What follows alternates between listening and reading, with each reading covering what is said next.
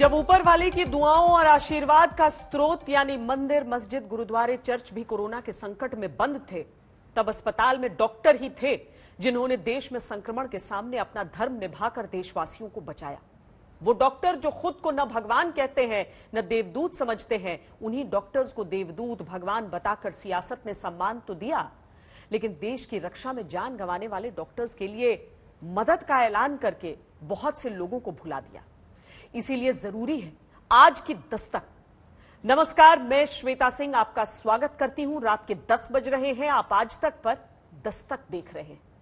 आज doctors day है। दिन भर आपने डॉक्टर्स को धन्यवाद देने वाले संदेशों को सोशल मीडिया पर पढ़ा, लिखा, देखा होगा, लेकिन राजनीति कैसे डॉक्टरों के साथ अन्याय करती है, कैसे सरकारें स्वास्थ्य कर्मियों को भगवान बताकर बुला देती हैं, देश के 6 राज्यों से इस बात की गवाही देती कहानियां आज हम लाए।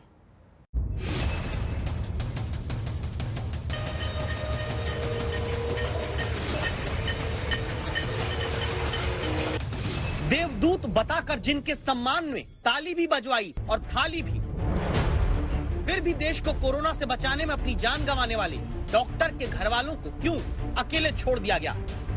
भाई फोन पूछा, हाउ आर यू, बस और कुछ नहीं। सिर्फ फोन पर लोग पूछ लेते हैं हाल, इसके अलावा कुछ नहीं और कोई संवेदना नहीं है।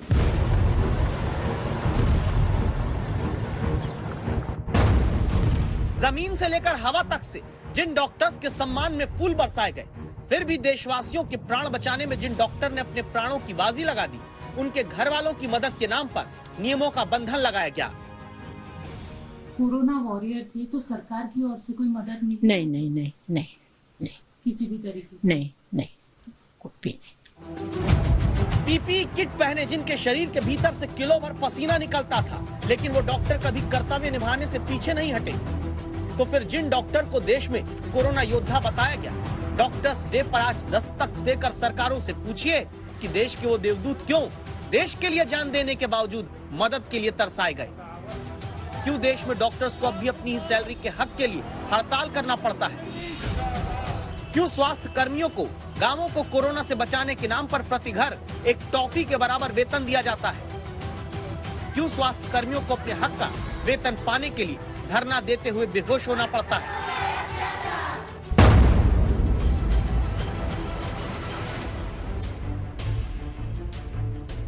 ये लखनऊ में डॉक्टर अनिल कुमार चंद्रा का परिवार है, जो लखनऊ में कोरोना टास्क फोर्स की कई कमेटी में चेयरमैन रहते हुए मरीजों की जिंदगी बचाने में कभी पीछे नहीं हटे। उसी दौरान संक्रमण ने स्वास्थ्य व्यवस्था के सेनानी को जकड़ लिया। 3 महीने पहले डॉक्टर अनिल की मृत्यु हुई। केंद्र से लेकर राज्य तक की तमाम योजनाओं में शहीद कोरोना योद्धाओं के परिजनों के लिए 25 लाख से 50 लाख की आर्थिक मदद का ऐलान हुआ, लेकिन क्या पहुंचा? संवाददाता अभिषेक मिश्रा को डॉक्टर साहब की पत्नी बताती हैं। सरकार से ही उम्मीद करते हैं कि सरकार मदद करे, क्योंकि जिनकी भी जान गई है उनकी जान गई तो कोरोना के लोगों को बचाने में है। एक इंसान की जान गई, उसने 1000 लोगों को बचाया होगा। तो मैं पूरी आशा करती हूँ और सरकार को करना भी चाहिए। और मुझे लगता है योजना तो बनी है, योजना कार्यान्वित कितने दिन में होती है ये कहना थोड़ा मुश्किल है। अप्रैल 2021 तक आईएमए के आंकड़ों के मुताबिक कोरोना से देशवासियों को बचाते हुए प्राण गंवाने वाले हर 5 में से सिर्फ 1 डॉक्टर को ही इंश्योरेंस स्कीम का फायदा मिल पाया है। तो डॉक्टर्स डे मनाते देश में यह तस्वीर हैरान करती है, जो कहानी संवाददाता अनुपम मिश्रा कोलकाता से लाते हैं, जहां डॉक्टर अंबर बल्लभ मरीजों को महामारी के दौर में बचाते हुए खुद संक्रमित होकर नहीं बच पाए। आज उनकी पत्नी को पूछने न सरकार पहुंचती है न समाज। I am always crying.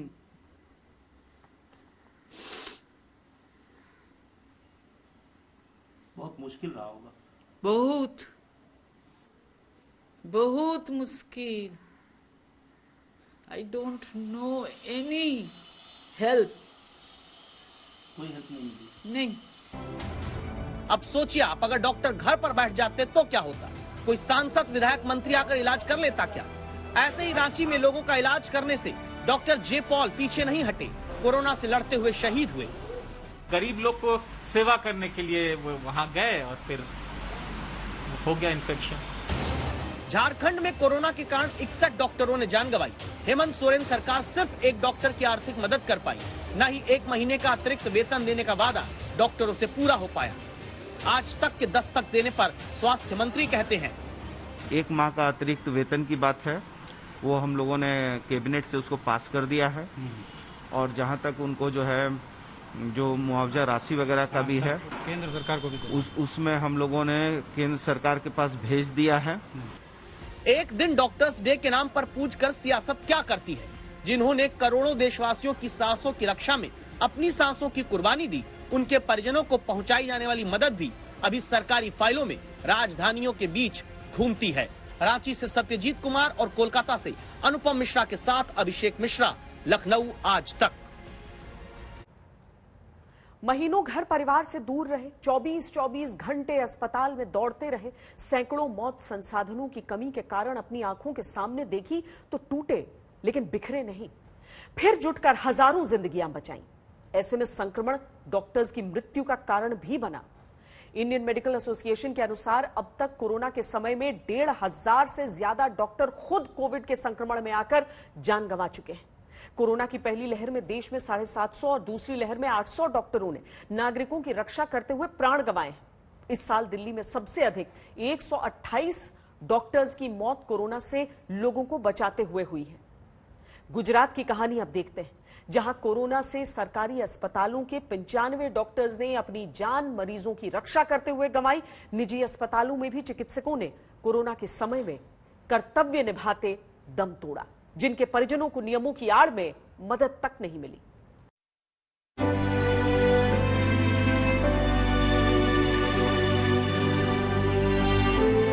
उनके जैसा डॉक्टर बहुत कम मिलते हैं, जो पहले अपनी फर्ज निभाते हैं, बाद में फैमिली। किसी का फोन काटना मत, मेरे को तुरंत दे देना। हम सब उन पर बहुत डिपेंडेंट थे कि मेरा पेशेंट और क्लिनिक मेरा भगवान है। ये आंखें चमकती हैं अपने डॉक्टर पति को याद करके, जिन्होंने देशवासियों को कोरोना से बचाते हुए खुद संक्रमण को अपने शरीर पर झेला। जब देश में नेताओं के बंगले, संसद से लेकर विधानसभाएं तक, मंत्रियों के दफ्तर, सचिवालय सब बंद हो गए थे, तब कोरोना के मुश्किल वक्त में नागरिकों की रक्षा के लिए घर से निकलते थे अहमदाबाद में पंकज सेठ जैसे डॉक्टर्स, जिनके घर में अब पत्नी वर्षा की आंखों का किनारा तोड़कर आंसू बहते हैं। यादों में झरते इन आंसुओं को समेटना सबसे कठिन होता है। हमने कैसे दिन बीता है वो हमको भी नहीं मालूम अभी। कोरोना की पहली लहर में जब चारों तरफ लॉकडाउन था, जब कौन कोरोना का पेशेंट है कौन नहीं पता भी नहीं चल पाता था, जब दूसरी बीमारियों के मरीजों को देखने का संकट पैदा हो रहा था, तब अहमदाबाद में डॉक्टर पंकज सेठ कैसे लगातार अपने मरीजों की जान बचाने के लिए कर्तव्य निभाने जाते रहे। सुनिए। मैं इस तरह से याद करती हूँ कि वो फैमिली को गौन गिनते थे, पर फर्ज उनकी पहले आती थी। पेंडेमिक में भी वो 2 टाइम्स जाते थे क्लिनिक पे, कोई की चिंता नहीं करते थे, घर वालों की भी नहीं सुनते थे कि मैं डॉक्टर हूँ, मेरे को जाना ही पड़ेगा। तुमको कोई बार डॉक्टर नहीं मिले, जरूरत हो तो क्या करोगे तुम फील, ऐसा करके हमको चुप कर देते थे कि मेरे को जाना ही पड़ेगा, जो होगा वो तो होके ही रहेगा। आखिरकार वही हुआ जिसका डर पत्नी वर्षा को था। जुलाई 2020 में मरीजों को देखते देखते खुद डॉक्टर पंकज सेठ संक्रमित हुए। नागरिकों को स्वस्थ रखने वाला सिपाही चला गया, लेकिन वो फोकस जो डॉक्टर्स की मदद के लिए सरकारों ने दिखाया था वो धुंधला होता गया। परिवार सहायता से आज 1 साल बाद भी दूर है। गुजरात में सरकारी अस्पतालों में इलाज करते 95 डॉक्टरों की मृत्यु हुई। केंद्र की सहायता से 50 लाख रुपए मुआवजा देने का ऐलान हुआ, लेकिन प्राइवेट डॉक्टर कोरोना काल में कर्तव्य निभाते जान गंवाए तो कोई मदद नहीं। कोरोना वॉरियर थे तो सरकार की ओर से कोई मदद नहीं? नहीं, किसी भी तरीके? नहीं, कुछ भी नहीं। हमारे देश में जाति देखकर अपराध की घटनाओं पर मुआवजा बांट दिया जाता है। हमारे देश में धर्म देखकर मुआवजे का चेक राजनीति के हिसाब से काटकर घर पहुंचा दिया जाता है। लेकिन जब पंकज सेठ जैसे डॉक्टर देशवासियों की रक्षा में प्राण गंवाते हैं तो उनके कर्तव्य की कीमत सरकारी बनाम प्राइवेट के नियमों में उलझा दी जाती है। अहमदाबाद से गोपी घांघर के साथ आज तक ब्यूरो। एक सर्वे में सामने आया कि तमाम दुश्वारियों के बावजूद 58% डॉक्टर चाहते हैं कि उनके बेटे बेटियां भी चिकित्सक बनकर देश की रक्षा करें। तो यहां सवाल उठता है कि सेवा करने वालों को सुरक्षा का डर क्यों होता है? देश में कुल 11,59,000 एलोपैथिक डॉक्टर्स पंजीकृत हैं। जनसंख्या के अनुसार देखा जाए तो भारत में 1,511 लोगों पर सिर्फ एक डॉक्टर है। हेल्थ वर्कर्स के ऊपर तो बोझ इलाज का और ज्यादा है, क्योंकि नियम है 300 मरीजों पर एक नर्स का, लेकिन हमारे देश में 670 मरीजों की देखरेख का जिम्मा एक नर्स पर होता है। तब परिजनों को लगता है कि उनके मरीज की ठीक से देखभाल या इलाज नहीं किया जा रहा। वो केस बिगड़ने पर डॉक्टर पर हमला कर देते हैं। कहने को डॉक्टर्स की सुरक्षा के लिए देश के 23 राज्यों और 2 केंद्र शासित प्रदेशों में अलग अलग कानून हैं, लेकिन ये पूरी तरह प्रभावी नहीं है।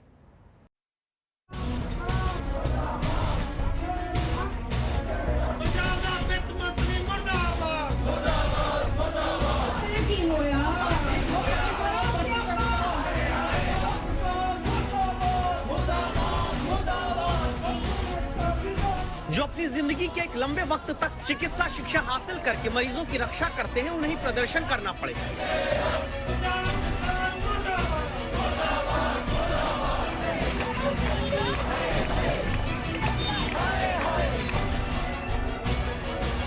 और भगवान अगर बनाता है तो डॉक्टर बचाते हैं। बचाने वाले डॉक्टर ही खुद बचने के लिए भागने को मजबूर हो तो भी जरूरी है कि सिर्फ एक दिन नहीं बल्कि हर दिन डॉक्टर्स डे जैसा सम्मान देश के चिकित्सक पाएं।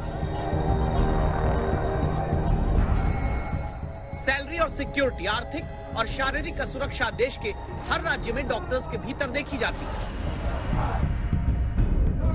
जैसे इन तस्वीरों में देखिए, पंजाब में डॉक्टर्स डे के दिन भी सरकारी अस्पताल के डॉक्टरों को प्रदर्शन करना पड़ता है।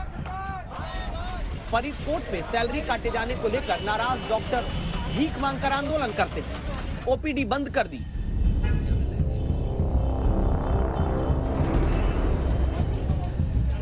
पंजाब सरकार के खजाने को भरने के लिए भीख मांगकर विरोध किया और स्वास्थ्य मंत्री के खिलाफ गुस्सा जताया, क्योंकि सरकार ने यहां पर नॉन प्रैक्टिसिंग भत्ते को 5% घटा दिया। देश में जब भी कहीं डॉक्टर हड़ताल करते हैं तो स्वास्थ्य व्यवस्था चरमरा जाती है। सवाल ये उठता है कि देश में कभी विधायकों, सांसदों, मंत्रियों को आपने वेतन के लिए हड़ताल करते नहीं देखा होगा, क्योंकि उनका वेतन आपसी सामंजस्य से बढ़ जाता है। तो क्यों ऐसी नौबत आती है कि डॉक्टरों का वेतन रुक जाता है?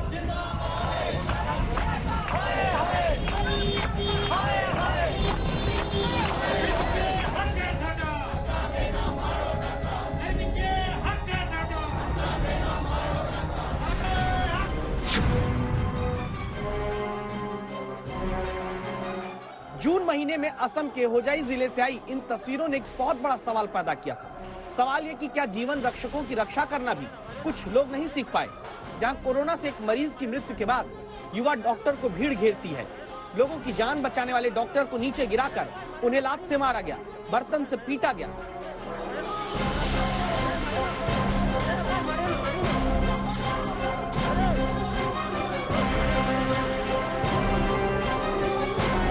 भीड़ डॉक्टर को खींचकर बाहर ले जाती है। एक सुरक्षाकर्मी नजर आता है, लेकिन वो भी डॉक्टर को भीड़ के जानलेवा हमले वाले चंगुल से निकाल नहीं पाता। अस्पताल के बाहर तक ले जाकर डॉक्टर को इन लोगों ने पीटा था।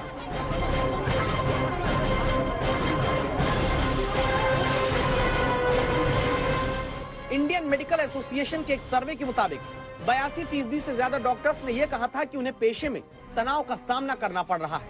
46.3% डॉक्टर्स मानते हैं कि हिंसा उनके तनाव का मुख्य कारण है। 62.8% डॉक्टर ये कहते हैं कि वो हिंसा के भय के बीच मरीज को देखते हैं। 57.7% डॉक्टर्स सिक्योरिटी लेने के बारे में सोचते हैं, जबकि 38% हेल्थ वर्कर्स कहते हैं कि हिंसा का सामना उन्हें करना पड़ता है। देश के 20 से ज्यादा राज्यों में डॉक्टरों की सुरक्षा का कानून होने के बावजूद हमलावरों को सजा दिलाना बड़ी चुनौती रहता है। डॉक्टरों के प्रति असम्मान, असुरक्षा और भय के वातावरण को खत्म करने के लिए भी क्या किसी डॉक्टर्स डे का इंतजार करना होगा? आज तक ब्यूरो। देश में 70% से ज्यादा आबादी गांव में रहती है, जहां सुविधाओं के अभाव में डॉक्टर्स तक नहीं पहुंच पाते। वहां ग्रामीणों की सेहत का जिम्मा देश में आशा कार्यकर्ताओं के भरोसे होता है, लेकिन देश में लाखों आशा सहयोगी को मजदूर से भी कम पैसा दिया जाता है। राजस्थान में तो कोरोना के लक्षण वाले मरीजों की जानकारी घर घर से जुटाकर लाने के लिए 1 रुपया दिया जाता है। जी हां, 1 रुपया। इसीलिए जरूरी है कि गांवों की पहली डॉक्टर कही जाने वाली आशा कार्यकर्ताओं के हक की दस्तक सरकारों तक आप पहुंचाएं। नीली साड़ी जिनकी पहचान है, गांवों में न पहुंच पाने वाली स्वास्थ्य व्यवस्था के हालात में जो गांवों में बिना डिग्री के डॉक्टर रूपी भगवान है। ग्रामीण भारत में जहां सुविधाएं नहीं, वहां घर घर दरवाजे दरवाजे दवा पहुंचाने का जिनके पास काम है। एक घर से निकलकर दूसरे से तीसरे, तीसरे से चौथे, रास्ते में जो मिला उसे भी लक्षण देखकर दवाएं देने का जिम्मा जिनके पास है।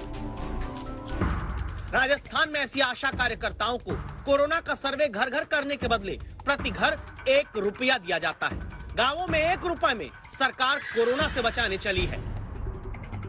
सबसे पहले फील्ड में आशा ही टच में आती है। कैसे पता होता है कि कौन पॉजिटिव है, लेकिन सबसे पहले उसका सर्वे वो ही करेगी, उसके बाद में वो वहां पहुंचाएगी। इसको देखते हुए पिछले साल सरकार ने हमें 1000 रुपए महीने के अलग से दिए थे और इस बार वो भी नील कर दिया गया है, कुछ नहीं दिया गया है। और जब हम लोगों ने अपनी बात रखी तो हमें 1 रुपया, सर 1 रुपया एक घर का सर्वे का दिया जा रहा है। क्या मैं सरकार से ये पूछना चाहती हूँ, मुख्यमंत्री जी से पूछना चाहती हूँ, स्वास्थ्य विभाग के जो भी मंत्री जी हैं उनसे मैं पूछना चाहती हूँ, क्या ये मान्य है? 1 रुपए में सर्वे कैसे किया जा सकता है? सोचिए आप, एक टॉफी की कीमत में सरकार गांव में राजस्थान के कोरोना को काबू रखना चाहती है। डॉक्टर्स डे पर मिलिए गांवों में पहुंचने वाली इन आशा कार्यकर्ताओं से जो पारा 44 पार हो या टेम्परेचर 0 के करीब, बारिश हो या बाढ़, सबसे पहले ग्रामीणों की सेहत की जानकारी जुटाती है, दवा देती है। पूरे गांव का स्वास्थ्य सरकार को यही बताती है। गांव में कोरोना काबू में करने का जिम्मा आशा सहयोगियों ने उठा रखा है। इस तरह से यह लोग दिन में घर घर में घूमकर सर्वे करते हैं और दवाइयाँ देते हैं। घर में कोई खांसी जुकाम का मरीज तो नहीं है, अगर हो तो उनके क्या क्या लक्षण हो रहे हैं तो बताते। जैसे कि कोई किसी को हो रहा है तो भाई कोई खांसी जुकाम बुखार, तो उसको बताते हैं कि ये दवाइयाँ लो, और इससे भी ठीक नहीं हो तो तुरंत जाके जांच करवाओ। कौन सी क्या किट देती हैं आप? ये तो ILI के टिकट है, ये इसमें दवाइयाँ रहती हैं। हाँ। गर्भवती महिला की सेहत का ख्याल रखना हो, जन्म लेने वाले बच्चे को कुपोषण से बचाना हो, जन्म से मृत्यु तक का रिकॉर्ड बताना हो, सरकारी अस्पताल में इलाज के लिए ले जाना हो, अभी वैक्सीन के लिए लोगों को जागरूक तक करने में यही आशा कार्यकर्ता गांव-गांव घूमती हैं। लेकिन राजस्थान सरकार इन्हें घर घर जाने का 1 रुपया देती है, और महीने का कितना, जरा सुनिएगा। हमें सरकार की तरफ से मात्र 2970 रुपए दिए जाते हैं, 3000 में 30 रुपए कम। मजदूर को भी जहां 300 रुपए दिन के दिए जाने का नियम है, वहां 100 रुपए से कम में आशा कार्यकर्ता से काम कराया जाता है। राजस्थान में इन्हें साल में 2 नीली साड़ी वाली यूनिफॉर्म देनी होती है। 2 साल से वो यूनिफॉर्म तक सरकार नहीं दे पाई। और ये हाल सिर्फ राजस्थान में नहीं, उत्तर प्रदेश, मध्य प्रदेश भी चलिए। MP के सतना में एक ठीक ठाक बर्गर की कीमत यानी 66 रुपए रोज के नाम पर आशा कार्यकर्ताओं से काम कराया जाता है। वेतन बढ़ाने की मांग करते अब ये बेहोश हो रही हैं। उत्तर प्रदेश के बाराबंकी में आशा वर्कर घर घर वैक्सीन लगवाने के लिए लोगों को जागरूक करने जाती हैं, लेकिन इन्हें भी मजदूरों से कम वेतन देने में महीनों लगा दिए जाते हैं। मिलता है लेकिन समय नहीं मिलता है। 2 महीने 4 महीने ऐसे आता है, समय नहीं मिलता है। लेकिन आता है 5-6 महीने में आता है, मिल जाता है, लेकिन समय नहीं आता है। अब आप इसी कहानी से समझ लीजिए कि देशवासियों के स्वास्थ्य के लिए सरकारें कितनी संजीदा हैं, जो हेल्थ वर्कर्स और डॉक्टर्स को देवदूत बताएंगी, लेकिन जमीन पर वेतन तक के लिए तड़पाएंगी। जयपुर से शरद कुमार के साथ आज तक ब्यूरो। बात भयानक गर्मी की। सिर्फ भारत में ही गर्मी से लोग परेशान नहीं है, कनाडा और पश्चिमी अमेरिका इस वक्त अप्रत्याशित गर्मी की चपेट में है। जो कनाडा अपनी ठंड के लिए दुनिया भर में मशहूर है, उस कनाडा के वैंकूवर में पारा 50 डिग्री को छू रहा है। कनाडा और अमेरिका में अचानक तापमान 20 डिग्री बढ़ने के पीछे हीट डोम को वजह बताया जा रहा है। इस हीट डोम की वजह से कनाडा के ऊपर एक ढक्कन सा लग गया है, समझ लीजिए, और वहां गर्मी कम होने का नाम ही नहीं ले रही। आमतौर पर कनाडा को इस मौसम में जेट स्ट्रीम से राहत मिल जाती थी, लेकिन हीट डोम की वजह से इस बार ऐसा नहीं हो पा रहा। अब ये हीट डोम क्या है, तो इसे आम बोलचाल की भाषा में कुछ इस तरह समझिए कि वायुमंडल ने हवा को ढक्कन की तरह ढक लिया है। वायुमंडल का उच्च दबाव गर्म हवा को नीचे धकेलता है, जिससे हवा फैलती है, पूरे इलाके को एक गर्म चेंबर में तब्दील कर देती है। तो इस समय कनाडा और अमेरिका मानो गर्मी के एक प्रेशर कुकर में बंद और झुलस रहे हैं, और इसी वजह से कनाडा में तापमान 50 डिग्री तक पहुंच गया है।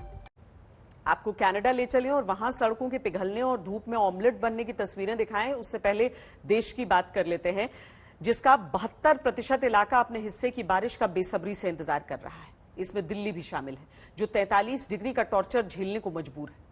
गुरुग्राम में तो पारा आज 44.6 डिग्री तक चला गया, यानी दिल्ली एनसीआर में प्रचंड गर्मी है। इससे जल्द राहत मिलने की उम्मीद भी बहुत कम है।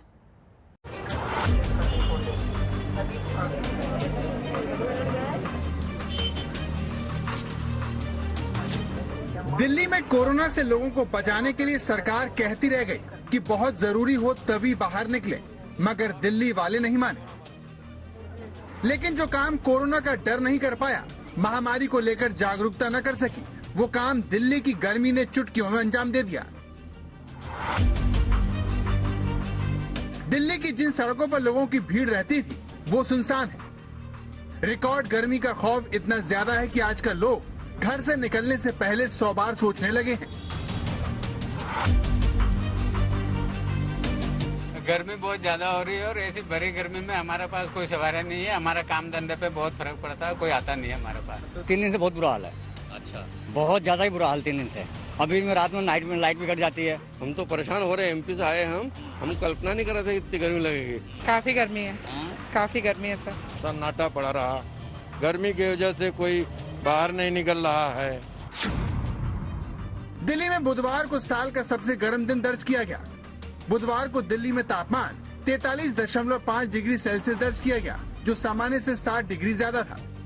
मतलब आम दिनों में दिल्ली में तापमान 36 से 37 डिग्री रहता था, लेकिन दिल्ली वाले 43 डिग्री का टॉर्चर झेलने को मजबूर हैं। इसका असर ये हुआ कि दिल्ली में भयंकर गर्मी से बिजली की डिमांड ने नया रिकॉर्ड बना दिया। मंगलवार के दिन बिजली की डिमांड 6,592 मेगावाट थी, जो बुधवार को बढ़कर 6,921 मेगावाट और गुरुवार को ये 7,026 मेगावाट तक पहुंच गई। आज 1 जुलाई है, लेकिन जुलाई में आमतौर पर जहां गर्मी कम होती है, वहां दिल्ली में इस समय लू के थपेड़े चल रहे हैं। और लू के थपेड़े क्यों चल रहे हैं? क्योंकि मानसून इस बार आया नहीं है और सुबह सुबह गर्मी का ये हाल है कि आपको नारियल पानी पीना पड़ रहा है अपने आप को तरोताजा रखने के लिए, हाइड्रेटेड रखने के लिए। कई लोग हैं जो यहाँ पर पी रहे हैं। क्या इस बार जो गर्मी है ज्यादा परेशान कर रही है? हाँ, बहुत ज्यादा गर्मी है इस समय और बहुत दिक्कत का सामना करना पड़ रहा है। पहले ऐसे कभी नहीं हुआ, इस साल ज्यादा है। मैदानी इलाके में पारे के 40 डिग्री सेल्सियस के ऊपर जाने पर लू चलने की औपचारिक घोषणा कर दी जाती है। दिल्ली में गर्मी के बीच लू के थपेड़े लोगों पर हंटर की तरह पड़ रहे हैं। जुलाई का महीना शुरू हो गया है, लेकिन तेज तपती धूप और लू ऐसा एहसास करा रही है कि मई का महीना चल रहा हो। यही हालात सिर्फ दिल्ली और एनसीआर के नहीं, बल्कि पूरे उत्तर भारत के बने हुए हैं। अगर हम 30 जून की बात करें तो दिल्ली में जो तापमान 43 डिग्री था, आसपास के इलाकों की अगर हम बात करें तो नोएडा में वो तापमान 44 डिग्री के आसपास था। तेज धूप पड़ रही है।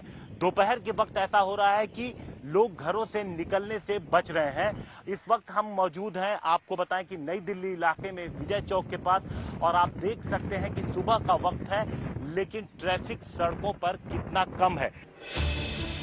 अब सवाल यह है कि दिल्ली वालों को सूरज आखिर क्यों जला रहा है? तो इसकी वजह मानसून का मूड है, जो फिलहाल बिगड़ा हुआ है, और दिल्ली समेत उत्तर भारत के कई राज्य गर्मी की भट्टी में जलने को मजबूर हैं।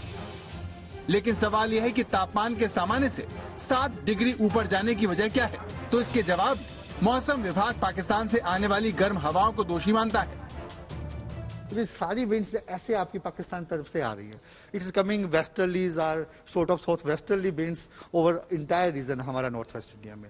अभी क्या है, पाकिस्तान में भी जो टेम्परेचर है that is up to 45 degree तक पहुंचे हुए हैं, और वहां से जो हवाएं आ रही है उसके कारण जो सारा आपका रीजन है, जो राजस्थान का रीजन हो गया, पंजाब, हरियाणा, इवन आपका ये north west MP and including Uttar Pradesh, जहाँ पे जो टेम्परेचर्स हैं 40 डिग्री से ज़्यादा हैं, और ऐसा ये मानसून सीजन है तो नॉर्मल हमारे थोड़े कम होते हैं, तो सभी जगह में ये जो टेम्परेचर डिपार्चर है 5 से 6 डिग्री अबव नॉर्मल है। दिल्ली अभी भले ही झुलस रही हो, लेकिन राजधानी में वक्त बरसात में भीगने का होता है। हर साल जून के आखिर तक मौसम दस्तक दे ही देता है, लेकिन जुलाई शुरू हो चुका है और मानसून का कहीं अता पता नहीं है। सवाल ये है कि केरल में सही वक्त पर दस्तक देने वाला मानसून आखिर कहाँ अटक गया है। साउथ वेस्ट मानसून 3 जून पे केरल तट के पास पहुंचने के बाद कॉन्टिन्यूसली अच्छा से प्रोग्रेस करते हुए मोस्ट पार्ट्स ऑफ कंट्री को कवर कर लिए थे by 17 June, except Punjab, Haryana, Chandigarh, Delhi and Rajasthan के उत्तरी हिस्सा, इसमें अभी तक मानसून एडवांस किया नहीं। यानी दिल्ली की तरह पंजाब, हरियाणा, उत्तरी राजस्थान, पश्चिमी यूपी समेत कई राज्यों में मानसून का इंतजार बढ़ सकता है, जिसके लिए 15 जून से अरब सागर में उठे 4 पश्चिमी विक्षोभ को दोष दिया जा रहा है, जिन्होंने मानसून की लय बिगाड़ दी। मध्य प्रदेश में जैसे मानसून की रफ्तार पर ब्रेक लग गया हो।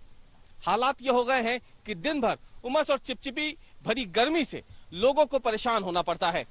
हम मध्य प्रदेश की राजधानी भोपाल में इस वक्त मौजूद हैं और भोपाल का सबसे बड़ा टूरिस्ट अट्रैक्शन इस वक्त अगर आप देखें तो वो है भोपाल की बड़ी झील। लेकिन मेरे ठीक पीछे जहां पर इस समय लोग बड़ी संख्या में घूमने आते थे, आप देखिए कैसे सुनसान पड़ा हुआ है, वीरान पड़ा हुआ है।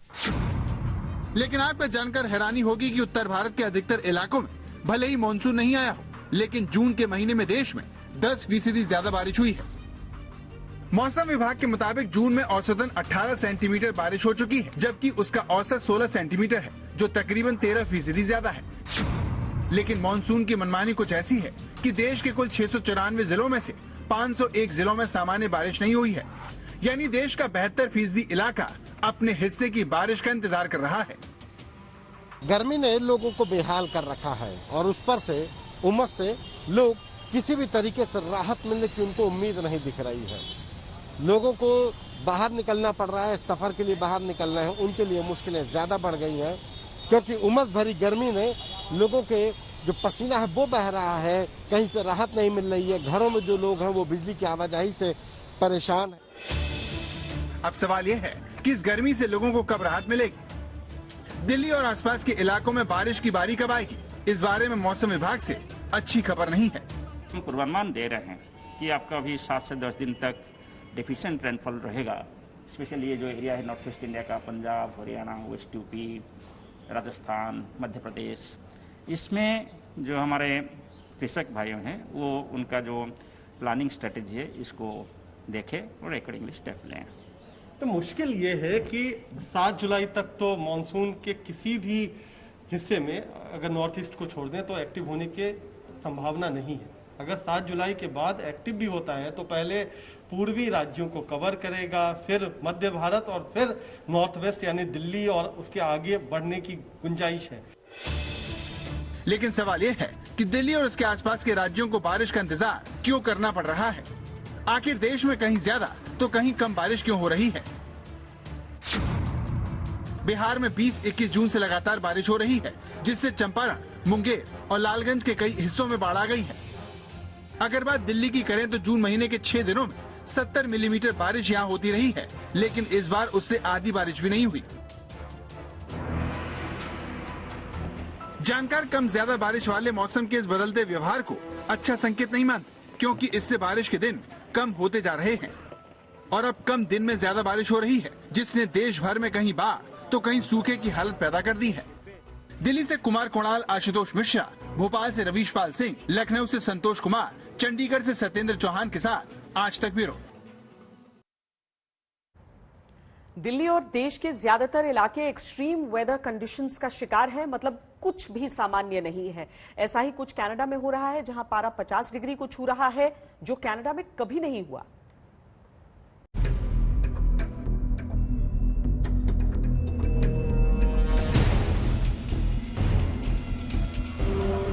ये कनाडा की तस्वीर है, जिसमें एक पत्थर पर पानी डाला जाता है और वो देखते ही देखते सूख जाता है। भारत जैसे देश में जहां भयानक गर्मी पड़ती है, वहाँ हर साल गर्मी में धूप से ऑमलेट बनने की तस्वीरें आना सामान्य है, लेकिन जो देश अपनी भयानक सर्दी के लिए मशहूर है, वहाँ धूप में ऑमलेट बनाने की ये फोटो दुनिया को हैरान कर रही है। कनाडा में गर्मी से सिर्फ पानी नहीं सूख रहा, बल्कि सड़क भी पिघल रही है। ये देखिए, कनाडा में पारा 50 डिग्री को छू रहा है। कनाडा के ब्रिटिश कोलंबिया राज्य के लिटन में मंगलवार को तापमान 49.6 डिग्री सेल्सियस दर्ज किया गया। रविवार के पहले तक कनाडा में तापमान ने कभी 45 डिग्री सेल्सियस का आंकड़ा पार नहीं किया था। इससे पहले कनाडा में साल 1937 में पारा 45 डिग्री के पार पहुंचा था। लेकिन कनाडा के वैंकूवर के लिटन गांव में जहां पर गर्मी ने नया रिकॉर्ड बनाया है, वहां आमतौर पर तापमान 30 डिग्री के आसपास रहता है। लेकिन इस बार अचानक 20 डिग्री ज्यादा तापमान होने से लोगों ने दम तोड़ना शुरू कर दिया है। वैंकूवर पुलिस ने बताया कि 25 जून के बाद से 130 से ज्यादा लोग गर्मी की वजह से दम तोड़ चुके हैं। गर्मी के सितम से बचने के लिए लोग घर छोड़कर समुद्र के किनारे, झीलों और घरों में बने अस्थायी पूल में नहाकर गर्मी से बचने की कोशिश कर रहे हैं। वर्ल्ड मेटीरियोलॉजिकल ऑर्गेनाइजेशन के मुताबिक यह एक प्रेशर कुकर हीट वेव है। कनाडा और अमेरिका के पश्चिमी हिस्से में गर्मी की वजह के लिए ऐतिहासिक हीट डोम को दोष दिया जा रहा है। हीट डोम तब बनता है जब वायुमंडल गर्म समुद्री हवा को ढककर या टोपी की तरह ढक लेता है। ये तब होता है जब समुद्र के तापमान में बहुत ज्यादा बदलाव आता है और समुद्र की गर्म सतह ज्यादा गर्म हवाओं को ऊपर उठाने को मजबूर करती है। सामान्य शब्दों में समझें तो वायुमंडल का उच्च दबाव गर्म हवा को नीचे की ओर धकेलता है। इसके चलते गर्म हवा वातावरण में फैलने लगती है और वो गर्म चैम्बर की तरह काम करने लगती है। उच्च दबाव की वजह से बादल भी ढक्कर नुमा डोम से दूर धकेल दिए जाते हैं और नीचे हवा सिकुड़ती है और लू चलने लगती है। इसका ऐसा असर हुआ कि ब्रिटिश कोलंबिया के होटल भर गए। दरअसल कनाडा के इस इलाके में ज्यादा गर्मी नहीं पड़ती है, इसीलिए अधिकतर घरों में एयर कंडीशनर नहीं होता है, लेकिन गर्मी ने इनकी मांग में भारी इजाफा कर दिया है।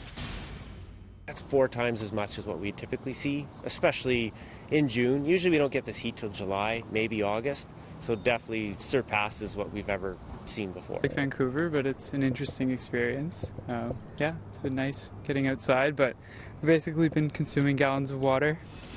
भीषण गर्मी को देखते हुए कनाडा के ब्रिटिश कोलंबिया राज्य में स्कूल और यूनिवर्सिटी को बंद कर दिया गया है। पश्चिमी अमेरिका में भी गर्मी का कहर है, जिसकी वजह से जंगल से हिरन भागकर इंसानों की बस्ती में शरण लेने को मजबूर है।